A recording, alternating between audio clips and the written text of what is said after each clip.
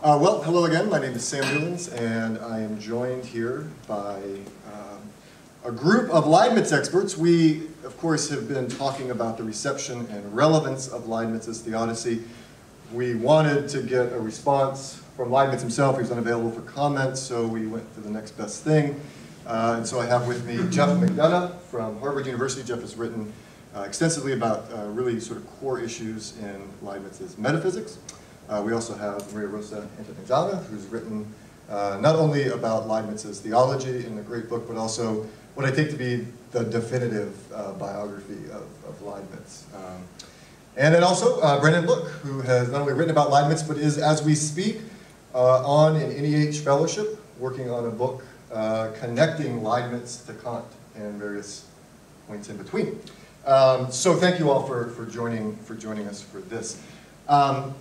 They've each prepared a 1-hour point-by-point refutation of the various criticisms. But since we don't have time for that, let me just go to something a little more direct. So one thing we know about Leibniz is that he cared quite a bit about his reputation, to put it mildly. We know that when, for instance, even the Theodicy was published, he closely monitored the reviews, and even, according to Ursula, reminded us, had a little bit of a hand in some of the reviews themselves. I don't think that would be allowed these days, but okay. And so I'm curious if you all would be willing to speculate a bit for us on Leibniz's behalf. If Leibniz were to hear what he's heard today, particularly about, say, the reception in German and French circles, what would Leibniz have thought? In particular, what sort of aspects jump to mind as things that Leibniz would have celebrated about what was received from his Theodicy, what the lasting reputation was? And what sorts of things do you think he would sort of be appalled at and is in some sense rolling over in his grave right now as he hears this said? Well, should I start?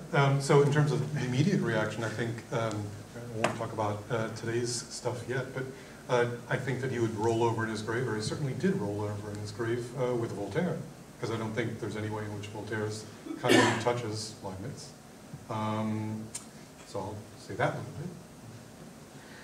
Yes, I was going to say something similar. I would be very disappointed that people took his doctrine of the best of possible world in a Panglossian sort of a way, because Leibniz was very well aware of a lot of evil things happening, the wars and the poverty and so on, and also that doctrine were to be interpreted in a sort of quietist way, then we just accept what there is, because Leibniz was, if anything, hyperactive in trying to change things. His model of the best possible world was a model of a world which should be going toward further perfection. So he would have been very disappointed to see that he was charged with this kind of extremely naive optimism. So what about the positive? What do you think would have excited Leibniz? Like, ah, yes, at last, you know, or anything. I mean, did any of the reception get the good stuff of Leibniz that he wanted on the table right, do you think? He's done silence. I'm supposed to say something. I mean, I think one thing that happens, at least judging from the discussion we had here, is I think Leibniz really sets out to address one problem. I mean, I'm not even sure a problem of evil is his primary objective, but to the extent that he's got that in his sights, he's got a metaphysical, contemporary people might talk about a logical problem of evil, how to explain away the appearance of evil in the world. And I think he gives an account, I think it's a subtle account, that I think stands as a solution of how these things could be all come together. I feel like in the Enlightenment period, the problem shifts from a metaphysical problem of evil to an evidential problem of evil.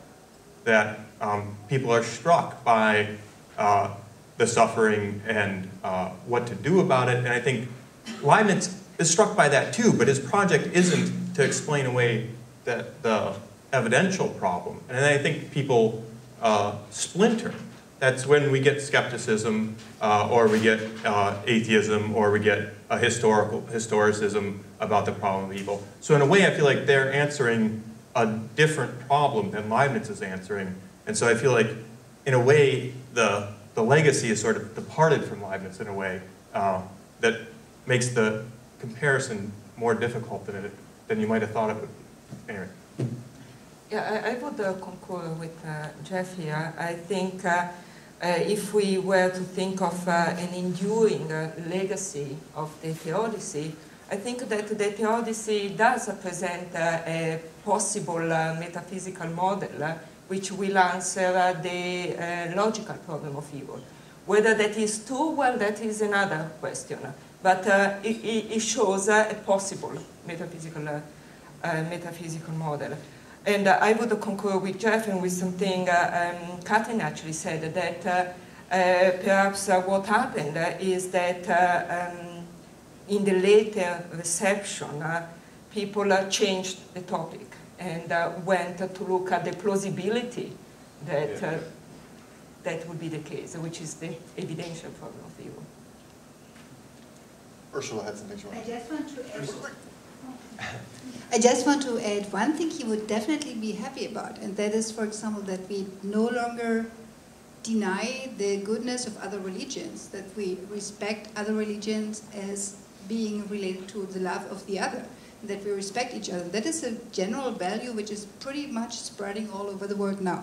At least it is very common in the civilized world as a high value. That is what is taught at colleges everywhere. Well, it depends on what the, how I don't want to say that everything is totally fine, but it is totally different, qualitatively different from what has been taught at universities in the 17th and 18th century.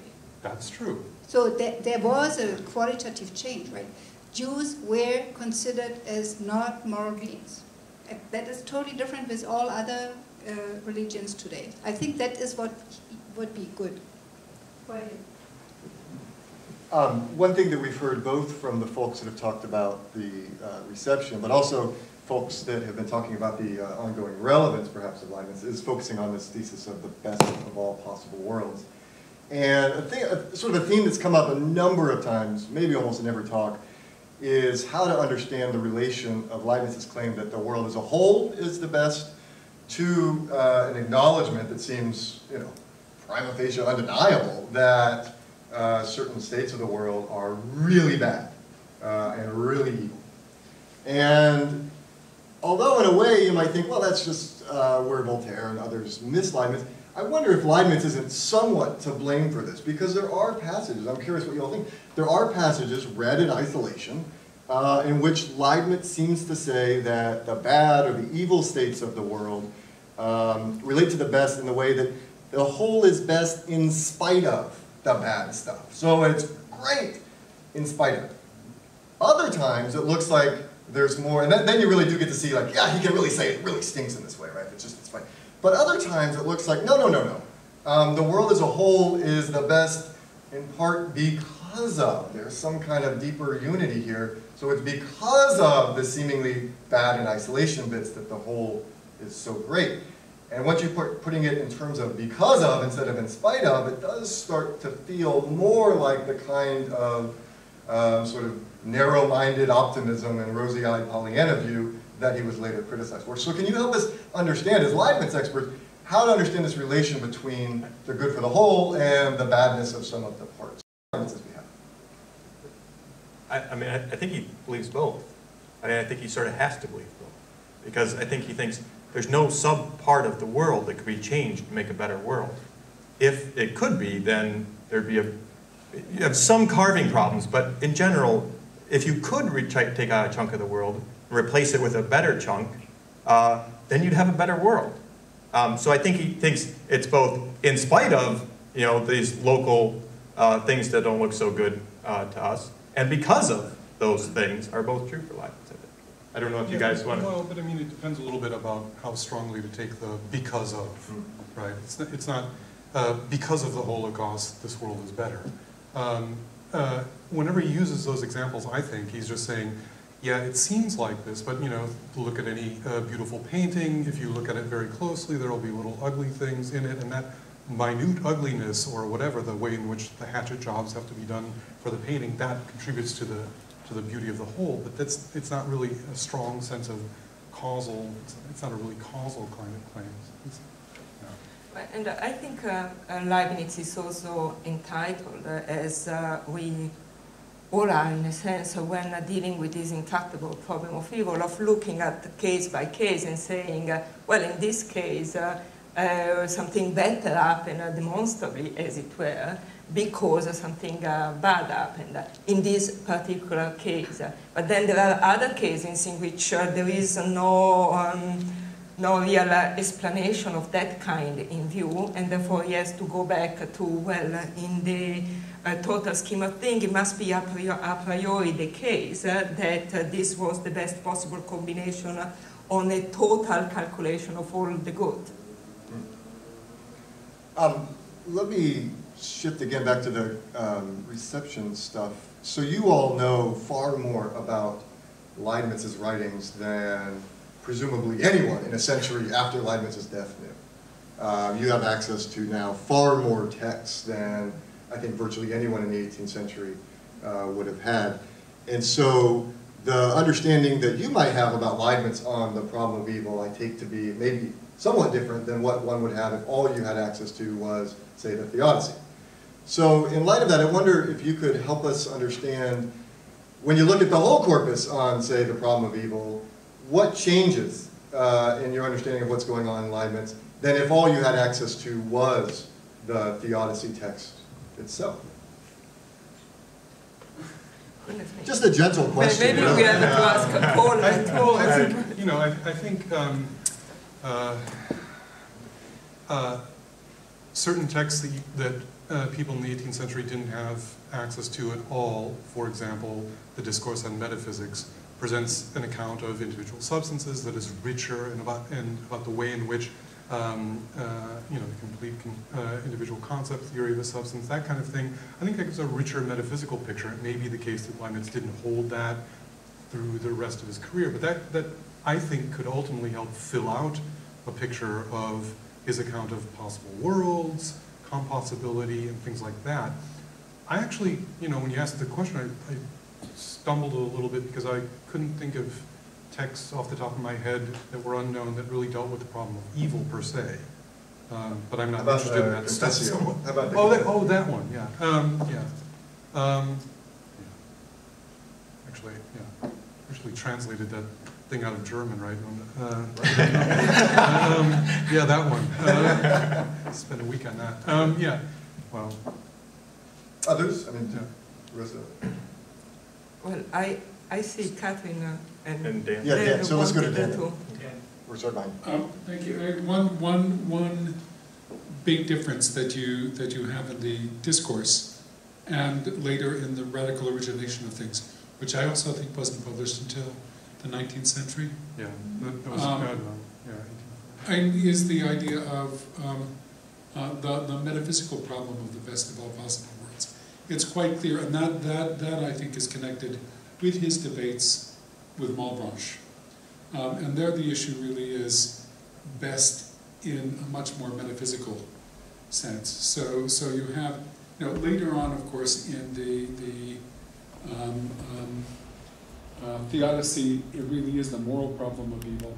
Earlier on in the Confessio, it's really the problem of sin, I think, that he's thinking about. But the material that comes out in the 19th century is a different conception of what the best of all possible worlds is about, which is to say the balance between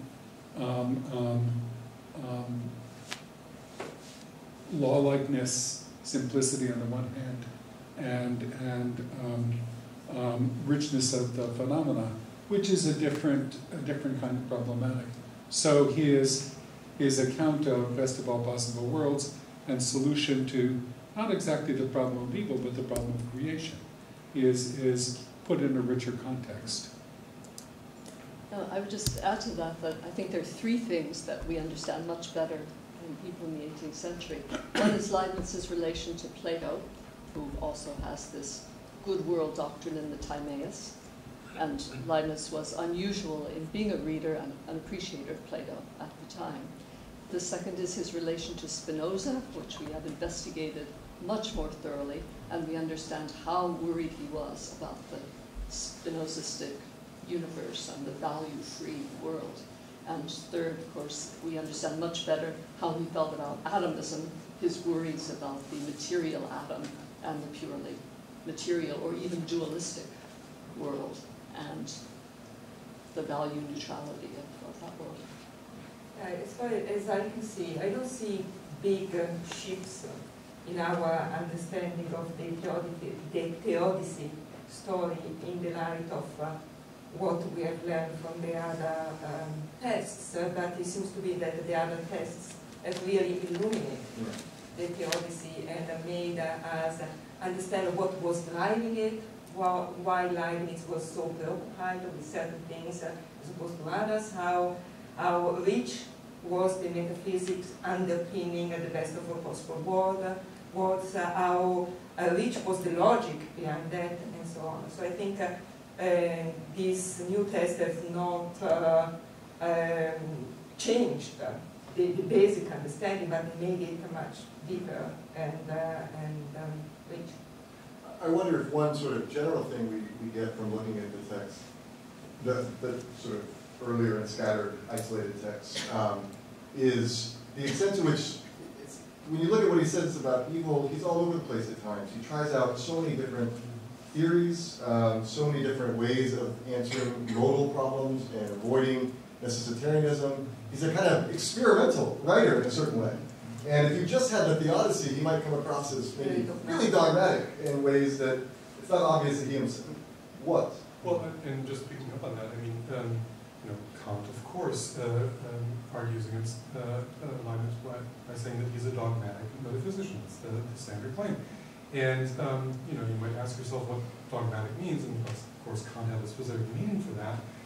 But it's actually, despite Kant's claims in the Critique and in the critical period, with the publication of Du Temps and those works in the 1760s, even the little things that came up that went along with the publication of the new essays, it was people in the German Romantic tradition who actually picked up on Leibniz's experimental nature. I mean, there's a lovely quote from Herder who says, Leibniz wrote these fictions, and they're beautiful fictions, and it's kind of, it's a positive spin on the nasty reading that Russell has. The Monadology is just a fantasy tale.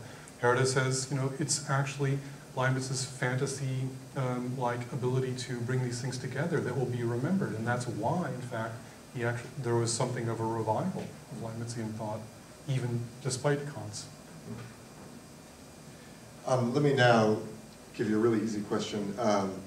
So we've heard some criticisms of various aspects of Leibniz's arguments in the Theodicy of the text, as well as perhaps his Theodicy in the more general sense of a kind of explanation for the existence of evil in a world governed by a good and powerful God. I'm wondering, as Leibniz scholars, those places in Leibniz's thinking on the evil that you think sort of internally Leibniz is in trouble with. So like sort of the points that you would identify, forget what Voltaire said, forget what some of the Wolffians said, where do you think Leibniz sort of needs either the most help or at least is under the most internal pressure when it comes to the problem of evil? Well, I mentioned this to you earlier. I mean, for me, not so much as a Leibniz scholar, but as someone who would like to think of himself as a philosopher, the problem is more just the belief in God. Because if you get rid of that, then there's no problem. And so that's what I would say Leibniz's problem is. but that's just a small part of his system. It's a small part of the system, yeah. It's somewhat insignificant. Usually ignore that part. It's sort of like saying the problem is that Leibniz thinks, words refer or something like that. Yeah. That's the real, So, if we spot God, I don't know that these are irresolvable problems. But I think the places, if you're going to look for tensions in a modest reading of Leibniz's Theodicy, where he's not addressing the evidential problem, is that a lot of this theodicy turns heavily on distinguishing between the local and the global. So in general, local concerns are accounted for in terms of global concerns. So one place to look for tensions in Leibniz's theodicy is when he makes commitments to local compensation, as it were, right? So, and I think he does that in two cases. In one case, he thinks each person, that divine justice requires that each person be rewarded within the order of nature, whether positively or negatively. So that's a real local commitment that means at some point it's going to be payback or return, as it were. That isn't necessarily inconsistent, but that's going to put certain sort of pressure because it's going to put some pressure on his general theodicy strategy. Another case where he makes a local commitment is with the thought that humans or something like that are a kingdom within a kingdom. They're a kingdom of ends. And again, that puts a certain sort of constraint on the general Theodician strategy. And I don't mean to suggest that they're impossible to reconcile, but if I was looking for tensions, that's where I would look for them. Yes, if I was looking at the tensions, will be the following. It seems to me that Leibniz gives one of the most radical answers, not a solution, I don't think, to the problem of evil, insofar that he makes all evil, which is in this actual world, logically necessary, because if any of these would be minimally changed, it wouldn't be this world. And I think that's pretty radical. And he thinks he can do that because there is a morally sufficient reason for allowing this evil. And with his a priori story that given that God exists demonstrably, so he didn't just believe it, he thought he could demonstrate it. So if God exists and he has these and these attributes, then we can run a story that he must have a morally sufficient reason for allowing evil. And to me, the difficult point is, can it really be accepted that there can ever be a morally sufficient reason for crushing an individual? So in the general picture, it could be that the total quantity of good will turn out to be the greatest, the richest, and so on. But for that individual, and looking at that from a moral point of view, I think that the only way out for Leibniz will be really to say that there is an eternal life, as he does, in which everything bad which happened to individuals will be paid back or whatever. In the end, it will not turn out that that individual was crushed. I think the real problem comes down to sinners. Given that those sinners have been put in a certain situation, and Adam would not be, or Judas, even worse, would not be Judas if he didn't sin, and he had to sin in this best of all possible world and so on. So if Judas ends up in eternal damnation, well, then there is no redemption for that individual. And can there ever be a morally sufficient reason for God to allow that? I think the only way out would be to deny eternal damnation. We have a couple people in the queue. Can I just ask one follow-up on that? Does Leibniz ever affirm a doctrine of populated hell? In the Theodicy, he seems a bit cagey. Yeah, he is cagey. Myself, I don't think this is settled. And he's ambiguous on that, and it seems to me that if he wants to avoid these very bad consequences, his final view should be that there is no eternal damnation. Dan. Just one on the question of how good Leibniz's answer is. I agree with Brandon that if that for the atheist there is no problem there at all, and that's in a way, the simplest solution to the problem of evil. But granting the existence of God, so much of Leibniz's solution depends upon positing the principle of sufficient reason.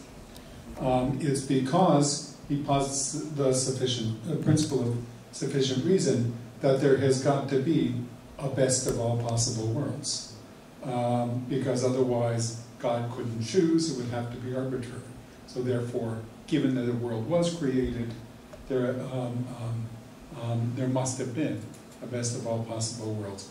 Well, you take away the principle of sufficient reason, and you no longer have, so far as I can see, an argument for why it is that there has to be a uniquely best of all possible worlds. And if you don't have that, then the entire answer goes down. So in a certain sense, the real debate is exactly the debate that went on in the Leibniz-Clark correspondence, where Clark is presenting a much more voluntaristic conception. God can do whatever it is that he wants, and the reason can just simply be his own pleasure.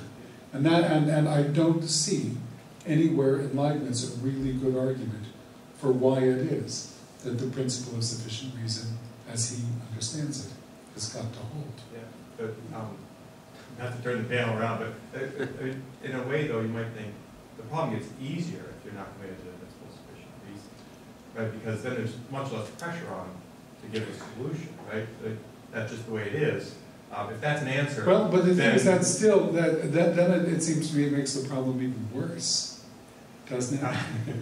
Yeah, right. You're not. I'm thinking Leibniz. I mean, if Leibniz didn't insist on the principle of sufficient reason, he could help himself out. I mean, he could find an easy. What could he do? We could say, what's the problem of evil? There's no problem. That's God just does it's not the these best of awful all things. possible worlds. There's no pressure for there to be the best of all possible. But then what's the solution? You still have the problem of evil.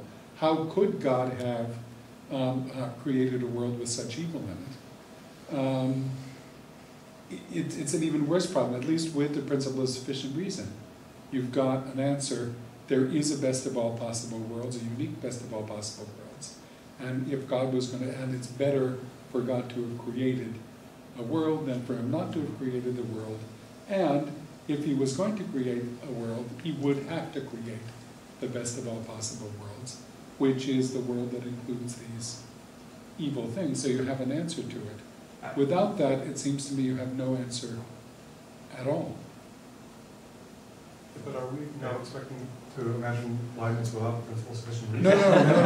No. This is just simply saying if there's a weakness in the Leibnizian theodicy, it is precisely that, as in the argument, it is the assumption that he makes of a principle of sufficient reason, which, so far as I can see, never is given any kind of serious justification. Well, it does try to give an argument once. You mean the one that's 17? Yeah, and is 1672 or something. It's a really depressingly bad argument. But I think actually there's something to be said for just not even trying to justify the principle of sufficient reason. I mean, to demand a reason for the principle of sufficient reason is kind of crazy. But then what can you do? What can you answer to somebody like Clark, who just simply says, "That's not my conception of God"? Well, So jumping in on this very conversation, Tim? Just, if we're trying to imagine a Leibniz who gives up the principle of sufficient reason, of course we're going pretty far away, but, I mean, there is the multiverse strategy of an infinite hierarchy. But if he doesn't want to go that way, this alternate Leibniz that also doesn't believe in the principle of sufficient reason, another assumption that could get him the possibility of theodicy is to say, okay, there's an infinite hierarchy, ascending hierarchy of better and better worlds. At some point, right, all worlds above a certain point involve significant evil, right? And now God has to make an arbitrary choice from among them, and he'd have to, substantiate that. And he might be able to do that, on saying, well, you have to have law-like unity, and you need morally free creatures. Those are going to be, above a certain threshold. Those are going to figure in all the really good worlds. And there's an inevitable tension between these two that's going to give rise to evil or something. Yeah, I was thinking that Leibniz is in a way making it harder on himself by accepting PSR, and here's why. He's got an Augustinian view of being, where being is goodness. So why does God create the world? Well, because it's good. And then you want to say, well, why doesn't he create a better world, one that has less suffering in it? And if he gave up PSR, you could say, there's no reason. If I give up PSR, I don't have to answer that question. So I've got a reason why God creates, and if I don't have PSR, I don't have to explain why the world isn't better than it is. Because God is benevolent. God is benevolent. Well, God's benevolent, but that doesn't mean that God has to create that. Maybe he is benevolent just because not. That's up on the point. Benevolent in creating a good world. I'll just note that there's a sizable contemporary literature surrounding William Rowe's book on divine freedom, Rowe argues, without using the principle of sufficient reason, for the conclusion that God would have to create the best of all possible worlds if there is one. And I think Rowe-style arguments could get Leibniz there without the principle of sufficient reason. On the topic we were talking about was sort of pick your favorite version point in Leibniz. I think Ursula wanted to say something. That was just at the moment. That was a Ursula. remark. Ursula? Oh, sorry. Just a remark. I totally agree with what Maria Rosa said about the kind of weak point in Leibniz with the eternal punishment. And I just wanted to remind you that Leo Strauss was totally wrong when Mendelssohn said that Leibniz had to struggle with that. Leibniz definitely struggled with the eternal punishment, right? I just wanted to use the opportunity to make that case again against Strauss. Okay. Point noted. Let me turn to, again, I just keeping you folks on your toes here. So the Theodicy, we've talked about how it was received, particularly in the 18th century, these two different strands, and among the Wolffian strand, Ursula was talking about among the sort of French strand. It's interesting that in the 20th century, if we think about Leibniz, the history of Leibniz interpretation, the Theodicy as a text, although sometimes it's well known and readily available, under people like Russell gets marginalized and pushed to the side. And although maybe it's not a causal influence, as a matter of fact, there's been very little until recently really done with the text of the Theodicy. Occasionally it's cited as sort of buttressing some really important point we want to make about the mononology or something like this, but it's rarely studied much as a text unto itself by, again, sort of Leibniz scholars. I wonder if you can help us either speculate or if you know something, why it went through this period of neglect or of pushing aside in the way that at least it seems like it had, or do you think that's in fact a false description of what 20th century Leibniz studies look like? Well, I will have a first very partial explanation. I think part of that must have been the reception he had as a Panglossian sort of enterprise, and being so really comprehensively criticized by people like Voltaire, who I think did miss a lot of what was the thrust of the argument, made it not so appreciated. And then Leibniz went a bit low in the fashion anyway, and when he came back in fashion is because the logical part of Leibniz was being rediscovered through Couturat and the new logical papers which were being published. And in any case, I cannot imagine somebody like Russell being at all moved by the Theodicy, despite having been there on the shelf all the time. And if anything, I would imagine Russell thinking, oh gosh, finally we have something which is good in Leibniz, and and therefore he would certainly not be interested in going back to that. What happened, I think, is that by studying these logical writings, it became more apparent that there was a strong underpinning to all the story of the best of all possible world, which was not just some kind of little fairy tale, and therefore people who were not so committed as Russell to atheistic view and so on would go back to that, rediscover, as it were, a power of arguments which had been lost in the early reception and which could now be better appreciated on the basis of the Leibniz Renaissance, on the logical writings. Yeah, and I would add to that, I mean, even in the 18th century, Ursula reminded me of this a while ago, after the publication of Leibniz's works by Duton, Lessing, for example, made this distinction between the esoteric Leibniz and the exoteric Leibniz, right? And then, but it's really Russell who picked that up, and I think then, you know, the Theodicy gets pushed aside as this cheap popular work. And then we focus on the logical writings and we realize that Leibniz is a philosopher's philosopher good. That's part of the answer, but part of the answer is also, I think, that the Theodicy is not a cheap popular presentation of Leibniz's philosophy.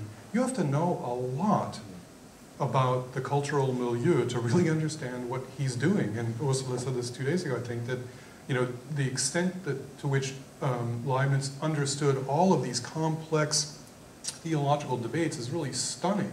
And it's really, really hard now for us to get a handle on it.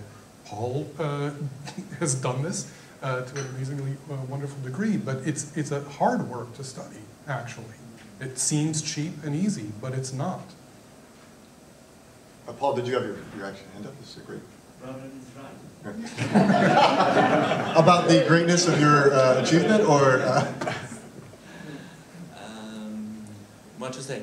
I think it's the bad judgment on Theodicy is you can, well, it's Hegel in the lessons of history of philosophy, where you found a very bad judgment. He said, well, if you want to know what is the system of Leibniz, just forget Theodicy. The Theodicy just gossip, talking, just talking. You have to read the discourse or the monadology, and I think this judgment, Russell and Couturat just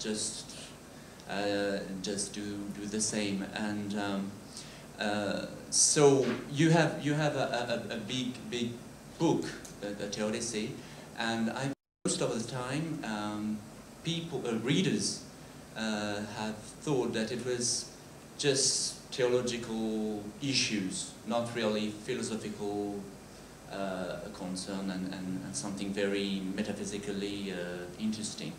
So we have the French tradition of reading is that we will people emphasize on logical papers, mathematics, natural philosophy, and less what is about theology and moral issue for that reason, because of this bad judgment. But it's going to change because, well, in fact, if you read the book, as Burden said, well, it's really metaphysically rich, and you have lots of definition, distinction. It is not for popular. It is not for public.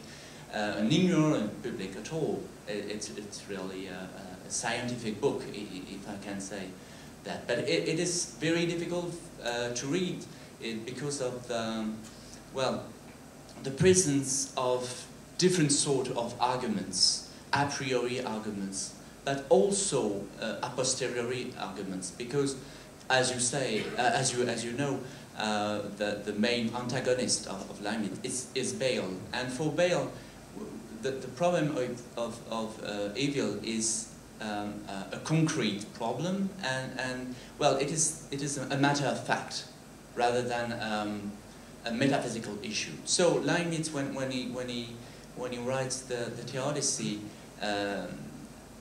he has two aims.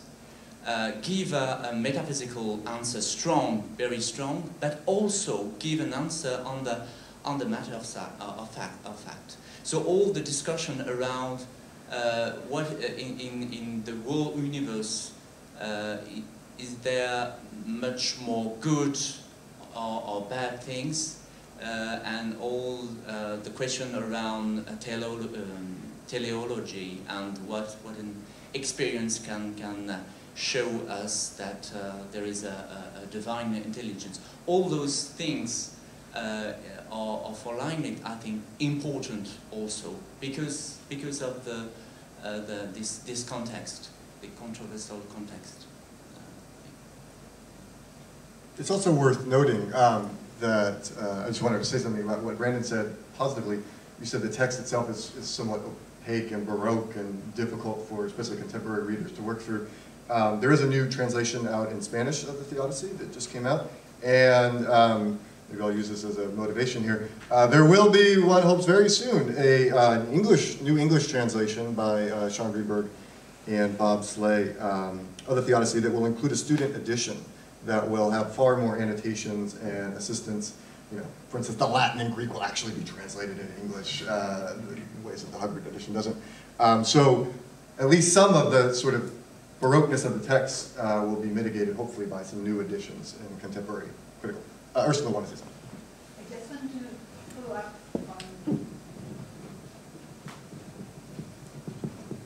on what Paul said and what Brandon said.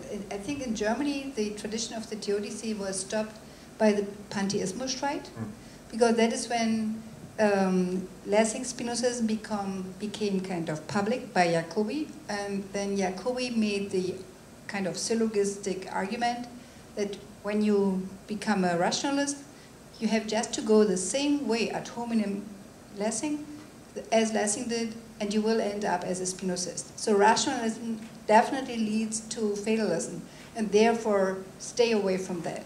And that is when the second edition of Kant became necessary, right? Then suddenly, nobody had read the first critique until 1786.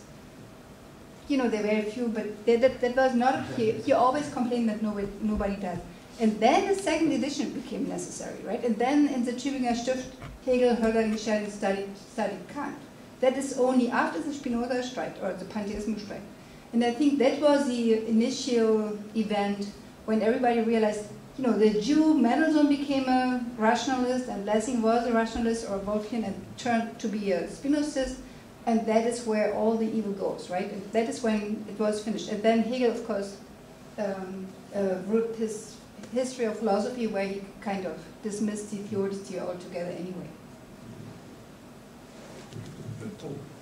Let me just say one other little thing, though. I think also, and maybe this comes in together with not Kant, but with Herder and Hegel, increased historicism. And so the kind of rationalism that was seen as some kind of bogeyman was seen also as being less attractive, because one should have a more historical understanding of our philosophical views and so on. I think that's also what led to a decrease in the Theodicy's relevance. You're not buying it, okay. Andrew. Thanks. I'm curious to know something about a third R. So we've been talking about reception and relevance.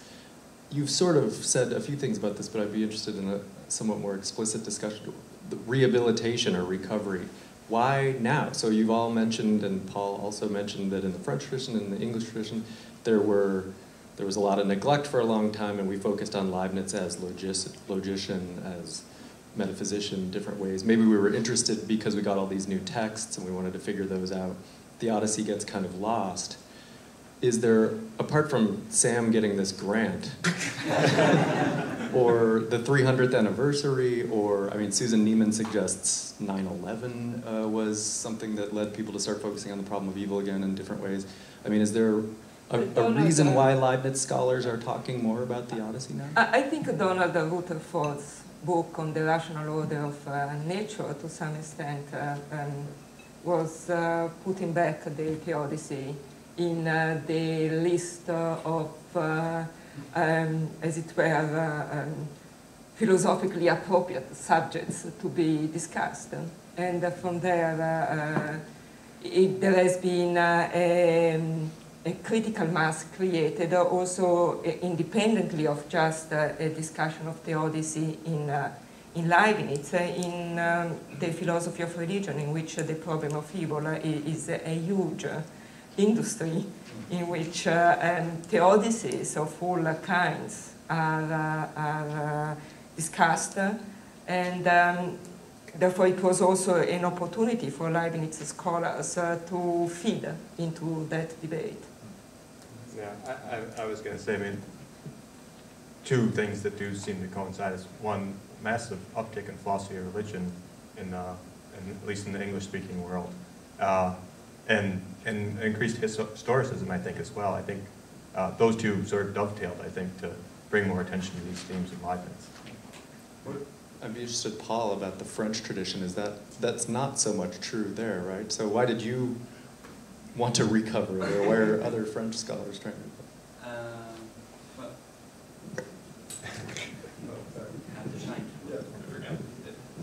Thank you. Well, I would say it's a way to come back to a question of some. I think that the publication of the early text of Leibniz played a role in that, I think. Well, it is one of the reasons I was interested in this study, in this work on the problem of evil, because when you read texts like the von der Allmacht, the German text, or the letter to Vedekov, or the little text called L'auteur du péché, or the Confession was known. You have very strange statements that are not immediately consistent with some statement you have in the Theodicy. Clearly, you have in the von der Allmacht a critique of traditional solution of the problem, very strong and very surprising against Augustine, against Thomas Aquinas, and you have also this critique in all the early text. So, well, I was quite surprised when I read for the first time these texts, and even in the Confession, because this theology is not consistent with the conception of God Leibniz has after, and this necessitarism is not also consistent with the moral necessity you have after. So I think, well, it's my opinion, but I think it is a motivation to see how Leibniz tackles the problem at different moment of his intellectual biography, and why. So there is, I think, a real strong evolution. It's not the same at all. The Confession philosophy is not the Theodicy. It is not a first Theodicy. It is another thing, I think. Return to a final question, but first another plug. Again, thanks to the grant funding this conference. Paul's book is being revised into a different form, and then will be translated into English. Thanks to you. Okay, so last question then. Here's a fourth R that we might add. Well, it's not really elegant. Research trajectory. So I'm curious, now we've talked a bit about how the Theodicy was received in the historical context, how it might be relevant to, particularly, say, contemporary philosophers of religion working with similar problems. I'm curious if you three or any of the other Leibniz folks in the audience have thoughts about unanswered questions about the Theodicy, or directions that, now that we take this text more seriously as a legitimate object of study, if you want to do Leibniz studies, what trajectories would you like to see more of, or what do you see as space that could still be developed, or now 3 years after the anniversary, are we done? And we can neglect the text once again for a generation. Please don't say that one, by the way. Well, can I say what I regard as a fruitful line of inquiry, which is developing, and here I am clearly talking on the basis of my own interests.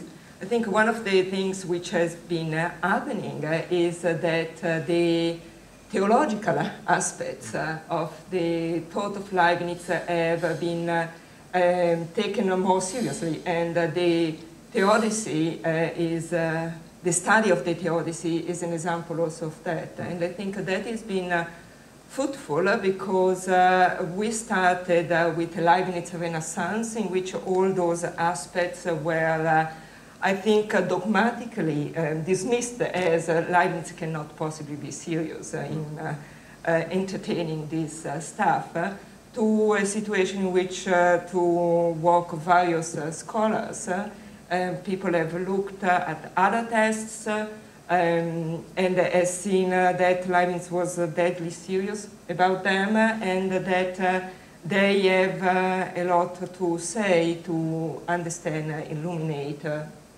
the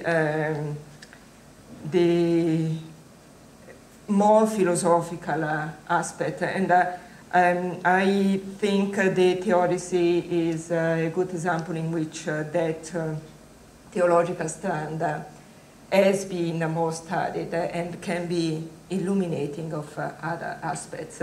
And if I can, I would like to come back, if there is time, on miracles, because the defenders of the metaphysical possibility of miracles in Leibniz's system didn't get to have a word, but either now or go for it. With that teaser, we have to hear the... Do you want to say something about this? Yeah, I would like to say something. And here I come in the help of Andrew. I agree that Leibniz wants to minimize miracles, no doubt about that. I think probably, I am just speculating, Leibniz would be happy if there was de facto no empirical miracle. That so much the better if there is not. All that is fine, but I do think there is space for the possibility, the metaphysical possibility of miracles in Leibniz's system. Not in the sense that here there is the best of all possible world, with all these connections and so on, and then God, at a certain point in time, changes his mind, and now let's change water into wine, because that doesn't fit, cannot fit in Leibniz's system. But I think there is the possibility for Leibniz that from all eternity, in the eternal law governing a certain monad, there were laws which are not conform to the normal order of nature, but they are still laws. And this is because, according to Leibniz, the laws of nature are contingent. They are not logically necessary. It would be possible to have other laws. Of course, if the law of the ordinary law of nature was different and following a different law of nature, for that monad, it would have ripples all through the universe, no doubt about that. But still, there is a metaphysical possibility that in the best of all possible world, or maybe not in the best of all possible world, maybe in another possible world, there were monads which, for a certain event, did not follow the ordinary law of nature, but still did follow a law of nature which is different from the ordinary one. And that would have ripples all over that universe, but still it is metaphysically possible. Yeah, I should. No, you may not. It would be great, of course, to rehash Andrew's paper, as well as to ask all of our other outstanding questions from the last couple days. But let me instead draw us to a close, just for the sake of time, and ask you all to join me in thanking our panelists.